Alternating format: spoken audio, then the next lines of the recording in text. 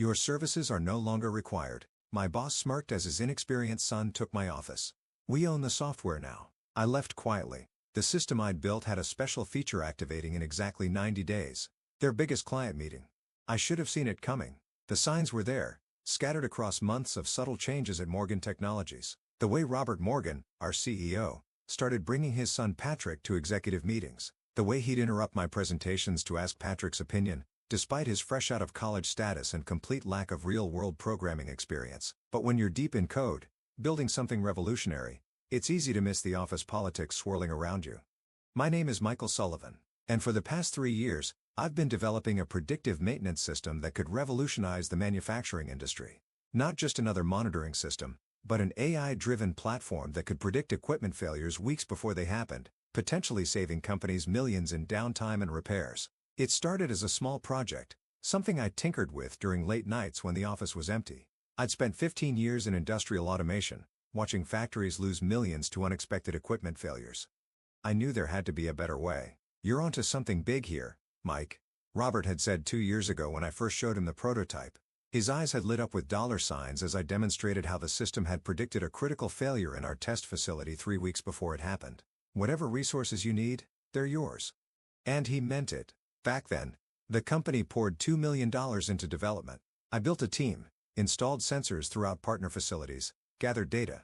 We worked endless hours fueled by coffee and the conviction that we were creating something that mattered. The system evolved beyond my wildest expectations. It didn't just predict failures. It learned, adapted, understood the unique patterns of each facility it monitored. The neural network I designed could detect subtleties that even experienced maintenance engineers missed. "This is impressive work," Patrick had said last month, hovering over my shoulder as I fine-tuned the core algorithm. "But wouldn't it be better if we simplified it? Made it more accessible?" I should have recognized the danger in his words. Patrick, with his fresh MBA and zero programming experience, had been appointed as Project Oversight Director 3 months ago. His suggestions always centered around making things simpler, more marketable, user-friendly, corporate buzzwords that masked his fundamental lack of understanding. "The complexity is what makes it powerful," I tried to explain. "The multi-layered neural network allows for..." Yes. He cut me off. "But think about the average user. They don't need all these advanced features." The average user, as if our clients, major manufacturing corporations with billions in equipment, were casual app users looking for a simple interface. Yesterday, everything came to a head. I was preparing for our biggest client presentation yet, a potential $50 million contract with Global Manufacturing Solutions. 3 years of work, countless sleepless nights, all leading to this moment. Then Robert called me into his office. "Mike, take a seat," he said, not looking up from his monitor. Patrick was already there, practically bouncing with barely contained excitement. "We need to discuss the project's direction." I felt a chill despite the warm office air. "The GMS presentation is ready to go," I said. The system's performance in their pilot facility exceeded all expectations. "About that?" Robert finally looked at me, his expression carefully neutral. "We've decided to take things in a different direction. Patrick has some excellent ideas for streamlining the system, making it more commercially viable." "Streamlining?" I leaned forward. "Robert, the complexity is what makes it work." "You can't just actually," Patrick interrupted. "We can. As the new head of development, I'll be overseeing all technical aspects moving forward." The room seemed to tilt slightly. "Head of development," Robert cleared his throat.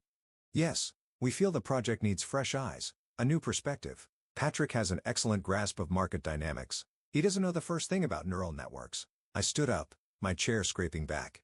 "The system architecture alone took a year to perfect. You can't just..." "We can, and we are." Robert's voice hardened. "The company owns all intellectual property rights. Your services are no longer required, effective immediately." I looked between them, Robert's stern face, Patrick's smug smile, and understood. This had been the plan all along. Wait until the system was built, then push out the builder. "Security will help you clear out your office," Robert added. "Patrick will handle the GNS presentation next week." As I packed my things under the watchful eye of a security guard, I caught snippets of Patrick's voice from my former office already on the phone with GMS. "Yes, we're very excited about the streamlined version we'll be presenting." They thought they'd won. Thought they could just take 3 years of my work, slap a new interface on it, and claim it as their own. What they couldn't know was that I built something special into the system's core architecture. A small subroutine buried so deep in the code that even a thorough review wouldn't find it. A feature that would activate exactly 90 days after any unauthorized changes to the core neural network architecture. I left quietly that day, carrying my box of personal items past curious coworkers. Let Patrick play with his streamlined version. Let him make his changes, thinking he was improving things. The clock was already ticking. 90 days until the GNS quarterly review. 90 days until they learned what happens when you try to simplify complexity you don't understand.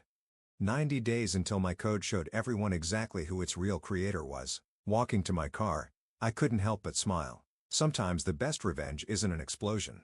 It's a carefully timed revelation. The countdown had begun. 60 days can feel like an eternity when you're waiting for justice. But when you're preparing to expose a multi-million-dollar fraud, time moves surprisingly fast. I spent the first week after my firing in a state of controlled rage, methodically documenting everything. Every email, every meeting note, every line of code I'd written over the past 3 years. My apartment's spare bedroom transformed into an evidence room. Walls covered with printouts and sticky notes tracking the project's evolution. Then came the message from Diana, my former lead systems analyst. "They're breaking it, Mike." Her text read, "Patrick's streamlining is destroying the core functionality." The test results are all over the place. I wasn't surprised. The neural network I'd built was like a delicate ecosystem. Change one part without understanding the whole, and everything falls apart. But I needed details. We met at a small coffee shop far from the office. Diana looked nervous, constantly checking over her shoulder as she slid a USB drive across the table. "Patrick's ordered a complete simplification of the interface," she said, disgust evident in her voice. "He's removing safety checks, bypassing validation protocols, says they're unnecessarily complex." I picked up the drive, careful to keep my expression neutral. "How's the team taking it?" "Half have resigned already. The ones who stayed." She shook her head. "They're documenting everything, just like you asked." "But Mike, the GMS presentation." She hesitated. "What about it?" "They're faking the results. Patrick couldn't get the system to produce the predictions they promised, so they're manually entering false data. They're going to demonstrate a completely fabricated version to GNS. Perfect. Exactly what I'd expected them to do." Back home, I reviewed the files Diana had brought. Patrick had done exactly what I'd predicted, stripped away the complex validation systems, removed the redundancy checks, simplified the neural network architecture to something he could understand and take credit for. And in doing so, he'd activated every trigger I'd hidden in the code. You see, the system I'd built wasn't just smart, it was self-aware in a very specific way. It knew its own architecture, understood its own complexity. Any attempt to simplify its core functions would be logged, documented, and stored in an encrypted partition that Patrick didn't even know existed. Every change he made was another piece of evidence, another nail in his coffin. 45 days before the quarterly review, I received another message, this time from Marcus in quality assurance. "Systems throwing weird errors," he wrote. "Random predictions, false positives." Patrick's blaming the hardware, but I smiled. The second phase had begun. The system wasn't just logging the changes anymore, it was starting to react to them. Subtle at first, just enough to create doubt. Through my network of former colleagues, I kept tabs on Patrick's increasing desperation. He hired external consultants, brought in efficiency experts, even tried to recruit some of my former team members who had quit. None of it helped. 30 days before the review, the system started showing its teeth. Critical predictions began failing spectacularly. Equipment that the simplified system declared perfectly fine would break down hours later. The neural network, its delicate balance destroyed by Patrick's improvements, was now demonstrating exactly why its complexity was necessary. But Patrick, backed into a corner, did exactly what I'd expected. Instead of admitting failure, he doubled down. "We've got the presentation data ready," Diana reported during another clandestine coffee meeting. "All completely fabricated. They're going to show GMS a perfect prediction record, claim the system is exceeding all benchmarks. And the real data?" She smiled grimly. "All safely archived, just like you asked. Every failed prediction, every false reading, every piece of evidence showing how they've destroyed the system's functionality." I nodded, feeling a strange calm. The pieces were falling into place. 2 weeks before the review, I made my move. An anonymous email to GNS's chief technology officer. "You might want to ask for raw data during the quarterly review. The presentation numbers seem too good to be true." Just enough to plant a seed of doubt. 1 week before the review, Patrick made his final fatal mistake. In a desperate attempt to fix the system's increasingly erratic behavior, he ordered a complete override of the core neural network protocols. "He's wiped out the original architecture completely." Diana texted, replaced it with his streamlined version. And with that, the countdown entered its final phase. The hidden subroutine, dormant until now, had been waiting for exactly this moment. When Patrick erased my original architecture, he unknowingly activated the system's final protocol. In my apartment, I pulled up the secure terminal I'd maintained. A single command prompt blinked. Waiting. I thought about all the nights I'd spent building this system.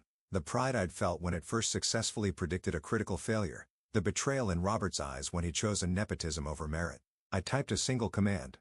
Initialize protocol revelation. The terminal responded. Protocol activated. Execution in 7 days. 7 days until the quarterly review. 7 days until Patrick would stand in front of Janus's executive board, ready to present his simplified version of my work. 7 days until everyone would learn what happens when you try to take credit for someone else's genius. I closed the laptop and poured myself a drink. The system was armed, the trap was set, and all the players were in position. Now it was just a matter of waiting for the curtain to rise on the final act. The day of the GNS quarterly review dawned bright and clear. I arrived at Morgan Technologies headquarters at precisely 8:45 a.m., wearing my best suit and carrying a manila envelope. The security guard at the front desk did a double take. "Mr. Sullivan, I thought I have an invitation," I said smoothly, sliding across an email printout from GNS's Chief Technology Officer for the quarterly review presentation. He checked the paper, made a call, then reluctantly handed me a visitor's badge. "They're in the main conference room." I could feel the stares as I walked through the office. Former colleagues quickly looked away, some whispering behind their hands. Through the glass walls of my old office, I caught a glimpse of Patrick in a crisp new suit, frantically reviewing his presentation slides. The main conference room was already filling up. GNS executives in expensive suits mingled with Morgan Technologies' management team. Robert Morgan stood at the front, looking confident until he saw me enter. His face went through a fascinating series of emotions: shock, anger, fear, finally settling on forced politeness. "Michael," he said tightly, "this is a private meeting." Actually, a deep voice cut in. I invited him. James Wheeler, GNS's Chief Technology Officer, stepped forward. Given his role in developing the system, I thought his input might be valuable. Robert's forced smile became brittle. "Of course. Though I should mention that Michael is no longer associated with the project." "Yes." Wheeler nodded. "So I've heard. Shall we begin?" I took a seat at the back of the room as Patrick started his presentation. He'd clearly rehearsed extensively, smoothly moving through slides, showing perfect prediction rates, flawless performance metrics, and glowing testimonials. "As you can see," he said, clicking to a particularly dramatic graph, "our streamlined version has achieved a 99.8% accuracy rate in predicting equipment failures." "Impressive," Wheeler commented. "Could we see the raw data behind these results?" Patrick's smile flickered slightly. "Of course, though the technical details might be a bit complex." "Try us," Wheeler said dryly. As Patrick fumbled to pull up the data, I glanced at my watch. 9:27 a.m. Right on schedule. Every screen in the room suddenly went black. "Just a minor technical," Patrick started, but the words died in his throat as the screens came back to life, now showing a very different presentation. "Unauthorized architecture modification detected," announced the system's AI voice, the one Patrick had tried to remove, initiating comprehensive system audit. The screens filled with scrolling data, the real data showing every failed prediction, every error, every simplified component that had compromised the system's integrity. But more importantly, it showed the original architecture, my architecture, and exactly how Patrick's changes had systematically destroyed its functionality. "What is this?" Robert demanded, standing up. "This," I said, speaking for the first time, "is what happens when you try to simplify something you don't understand." The system continued its merciless exposition. Split screens showed Patrick's fabricated results alongside the real performance data. Email threads appeared documenting his orders to fake results and override safety protocols. "The neural network you tried to simplify," I explained. "Standing up wasn't just a collection of algorithms. It was a self-aware system designed to protect itself from exactly this kind of unauthorized modification." "You sabotaged us," Patrick accused. His face red. "No," Wheeler cut in. "He protected his work, and apparently just in time." He turned to face Robert. "We were prepared to sign a $50 million contract today. Now I'm wondering what else you've been lying about." Robert's face had turned an interesting shade of gray. "Now, James, let's not be hasty." "Actually," I interrupted, opening my manila envelope, "you might want to see these first." I handed Wheeler a stack of documents. The original system architecture, development logs, and proof of authorship. Also, evidence of how this streamlined version has already failed at 3 test sites, resulting in equipment damage that was covered up. The room erupted in chaos. GMS executives huddled around the documents while Morgan Technology's management team tried desperately to explain. Through it all, the system continued its presentation, methodically exposing every flaw, every lie, every corner cut. Patrick slumped in his chair, his carefully rehearsed confidence shattered. Robert stood frozen, watching 3 years of deception unravel in minutes. Wheeler finally stood up, silencing the room. "I think we've seen enough." He turned to me. "Mr. Sullivan, would you be interested in discussing your system, the real system, over lunch? GMS is very interested in working with the actual innovator behind this technology." I smiled. "I would be honored." I gathered my documents, then paused at the door. "Oh, and Patrick, the system's core architecture will fully restore itself in about an hour. Try not to break it again." The next few weeks were a blur of meetings, contracts, and new beginnings. GNS not only signed a deal with my newly formed company, but also invested in expanding the system's capabilities. Several of my former team members, including Diana and Marcus, joined me in the venture. Morgan Technologies? They survived. Barely. The scandal of the failed deception and Patrick's tampering cost them several major contracts. Robert took early retirement, and Patrick found himself working in middle management at a small software company, where I hear he's learning the value of thorough documentation. As for me, I learned some valuable lessons about trust, about preparation, and about the importance of building systems that can protect themselves. My new company's core value? Complexity isn't a bug, it's a feature. Sometimes the best revenge isn't about destroying your enemies. It's about building something so robust, so intricate that it can reveal the truth all on its own. You just have to be patient enough to let the system work.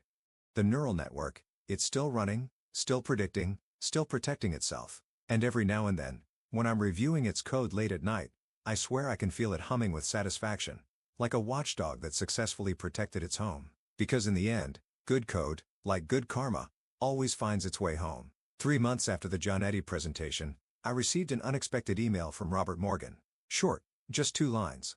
"You built it better than I understood. I'm sorry we didn't see that sooner." I never replied. Some revelations speak for themselves. City in my new office, overlooking the city. I often think about those 90 days of waiting, about the satisfaction of watching a carefully laid plan unfold exactly as designed. But mostly, I think about the lesson at the heart of it all. In the world of code, as in life, true complexity can't be simplified without consequences. Every system, every person has layers of intricacy that make them what they are. Try to strip those away. Try to take credit for someone else's genius, and you might just find that the system has ways of fighting back. As for the original code, it's still out there running in thousands of facilities, predicting failures, preventing disasters. Each installation carries a small signature buried deep in its core. Complexity is not a bug. It's the feature that keeps us honest. Patrick never did figure out how to read that part of the code. But then again, he never really understood what he was trying to simplify in the first place. Some things, after all, are better left complex.